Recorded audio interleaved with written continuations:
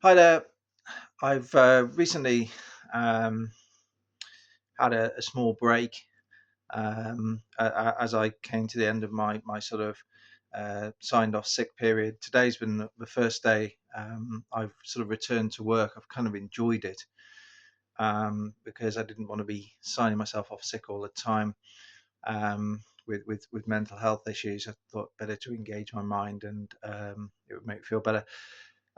Very strange things happened today, and I've got lots more videos to come. But I was taking my dog out, and after I finished work, and we sort of walked down a small disused lane, you would call it, next to a what used to be a dry dock, now used for aggregates.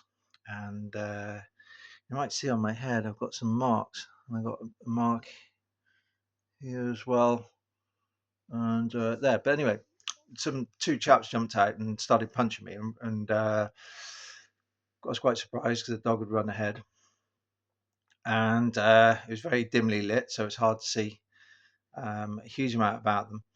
And they said something strange. South Tyneside says hello, and something similar happened to me also in. It was actually towards the end of 2022. At the time, I was working had an office that I was able to work out of on the quayside in Newcastle. And I used to cycle there along the river, and a few strange incidents happened with my bike when I was cycling. So it was one time I was pushed off my bike on the Millennium Bridge by someone who was pretending to be running, just sort of came from nowhere, didn't even look to be in particular running a tyre or anything like that. And that sort of stunned, I sort of hurt my arm. And they said the same thing. Say Tyneside says hello. Now, there's obviously no point in reporting this because we reported racism and corruption at South Tyneside Council. Northumbria Police have refused to ever take it up. I've also reported that I'd received veiled threats from the FCA. They obviously refused to take that up. But it's just one of these things you have to do when you sort of start rumbling corruption. These things do happen. Um, Interesting today. My wife had a call with Deirdre Ryan, our younger daughter's social worker. The same social worker our older daughter made repeated complaints about. And yes, we do have records of that. She sort of confirmed, well, she did actually, that they were aware of my arrest and there was coordination between South Tyneside Council and Rachel Hudson. They've done the harassment thing there because if you imagine, I started in connection. I'll explain this more in further videos. I've also touched on it in other ones. The threats I started to receive were from the FCA when I sort of, it was to not to cease my investigations. My investigations were, of course, into the range of catastrophic failings they made in regards to the WealthTech scandal and how that had impacted the victims of the scandal, the human tragedy of that. So I got threats from Richard Middleditch and Jennifer Hepworth at my compelled interview about continuing that work. Then when, because originally when they contacted me, even though I was a whistleblower they didn't take any notice of, they said, "Oh, you're a key witness." And they were very keen for me to have a witness statement. But as I sort of explained, the witness statement couldn't be done on this premise that you couldn't discuss anything about the FCA prior to them intervening in April 2023. So they effectively wanted to write it based on my cherry pick, what they wanted from my compelled interview and other things, and then allow me some slight modifications, and then expect me to sign it off. And I said, no, I won't do that until you acknowledge the fact that these allegations can't be properly understood without understanding the range of catastrophic failures that you've overseen. And they wouldn't agree to that. They wouldn't agree to apologize to clients. And that's when I started to get the threats from the FCA that non-cooperation and so on and so forth. So they essentially they're threatening your career, and yeah, that was, I posted a video on my other channel which I can't access because Northumbria Police Adam Lloyd has taken my devices. Response from Duncan Alger, when I appeared on a Transparency Task Force book club event, and that was their response. And he tried to say he hasn't cooperated. Interestingly, after Lost to the Raisins was published, 3 people contacted me. One was a former trainer of John's, so that they hadn't contacted. I actually was involved in facilitating her talking to them. Another was a client who had an IHT client who referred to WealthTech due to alleged mismanagement of the account. There was huge loss of potential tax relief, and that resulted in a big claim. And I'd previously warned the FCA that I didn't think complaints were being properly documented and logged. So that was one that they could have easily found. Chap in the borders. And another one was a client and a founder investor actually in John's investment vehicles. So again, they're 3 people they could have found exceptionally easy.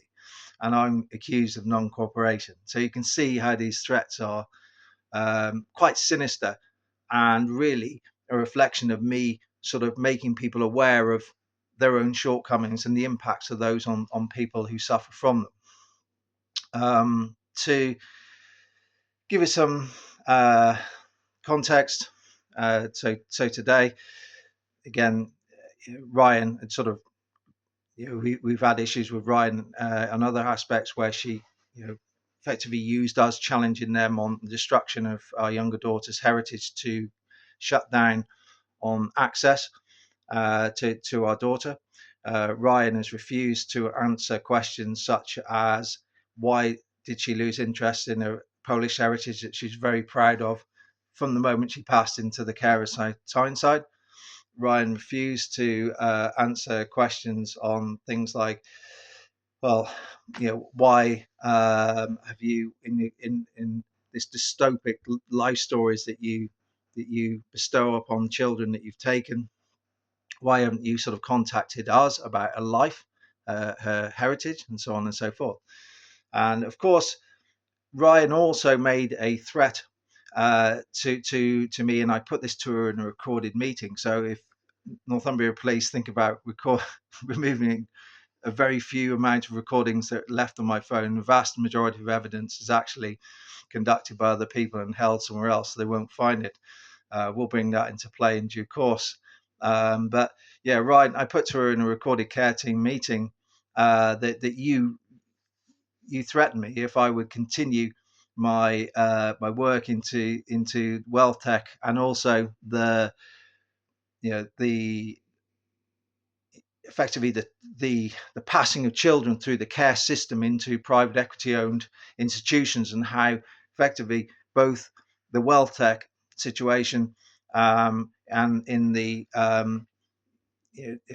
FCA desperately not wanting to discuss the extent of their failings, because the secondary objective, the government, previous and current government, are fully in knowledge of that.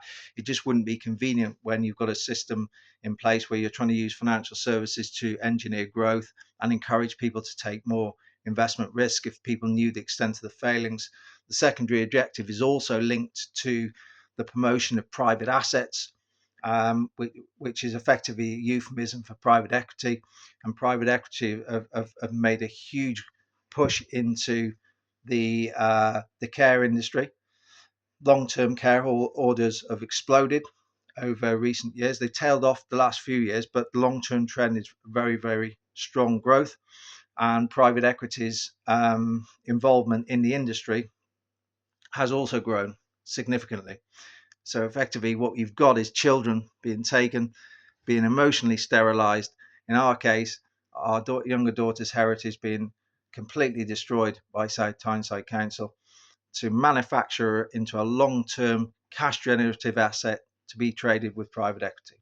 So that's why these coordinated threats start to happen. So why it's come through the judge in terms of this this coordinated coercion is with the FCA. I'd already called it out with them few times, and I've sent them emails saying, I won't accept this, I won't accept this.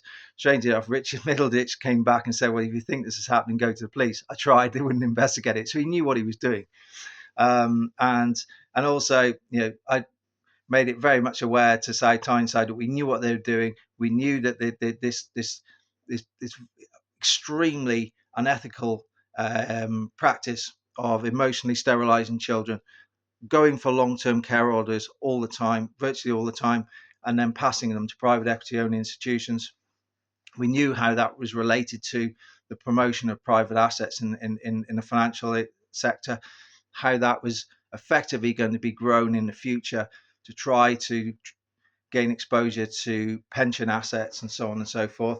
And that's when the coordinated threats came from South Tyneside. But because I called Deirdre Ryan out on a recorded call, they can't move on me on the FCA and on the South Tyneside side because I'd already documented that this coordinated coercion was taking place. So that's why they've come through Rachel Hudson. And where they went wrong on this is, one is, of course, the spray paint issue, which is absurd. They won't be able to make that stand because I simply didn't do it. So then there was a question in my interview that I responded negatively to an email from the family court, which was 2 months after the last of the second of the alleged vandalism incidents with her car. So I'd need a time machine to do it. So you can see where it started to unravel. And the other thing as well is, one of the officers in my interview asked me about a YouTube video that I posted on the other channel, where I alluded to a judge that was on notice. Didn't name her, but he questioned me on it in the interview. So they've collapsed it in terms of, they knew they couldn't come on the FCA, they knew they couldn't come on South Tyneside, so they tried to do it on the judge, but that's unravelled on the absurdity of my interview and the nature of my arrest. But what I'm going to do tomorrow is, or Sunday maybe, is I'm going to take you through the psychological and the physical impact of police state terror, and try and wrap some of this more up, and because it has some similarities to what George Galloway's experienced in what I've experienced by standing up to corruption. Interestingly, tomorrow, this is the dignity that we're given by South Tyneside Council, by the way. We have a meeting with our daughter. They won't shift the time. They insist on it being at 10 o'clock. So you can do nothing in terms of lunch. They won't even give us the dignity of having a Christmas lunch. By the way, my wife's given up on interpreters now because they've completely destroyed our young daughter's heritage. And it's just becomes, quite frankly, humiliating for all parties concerned. So well done on that extraordinary abuse of humanity by South Tyneside Council, which Rachel Hudson was fully aware of during the proceedings. Ryan also made some other comments which were interesting, which I'll come back to. She said a child can ask to return to their family. Can ask, but they'll always oppose it. Always oppose it. Whether it be now or at 16. They'll always oppose it. And why is that? Think about it. Long-term cash flows. But if you're about social services and repairing families, promoting families, why would you default oppose something? It also, in a recorded meeting, Deirdre said her manager wouldn't have said this, but indeed she did, and we do have it recorded, and we will use it in due course. Helen Singleton was asked the same question. She was Ryan's manager at South Tyneside Council, and she was asked what they do to promote children going back to families. She said that the same thing. They can go back, they can ask to go back. We will always oppose it. And my wife asked her the question, well, why is that? And where you've always opposed these things and the child have gone against you and returned to their parents, can you give us a single instance of the child regretting what they did and wanted to come back to you? She couldn't. Not one. Statistically, not one. This is also the same lady in a recorded interview, which we've got. When we asked her about heritage, what's the most important thing about heritage? Couldn't name it. Couldn't name it. It's obviously language. Language is crucial part of your heritage and culture, and it's a crucial part for Antoinette's Polish heritage, and that is why they've destroyed it. So, this gives you a flavour of the nastiness of this industry. It really does give you the flavour for the nastiness of this industry. They are not interested in families. They are interested in sterilizing the child emotionally.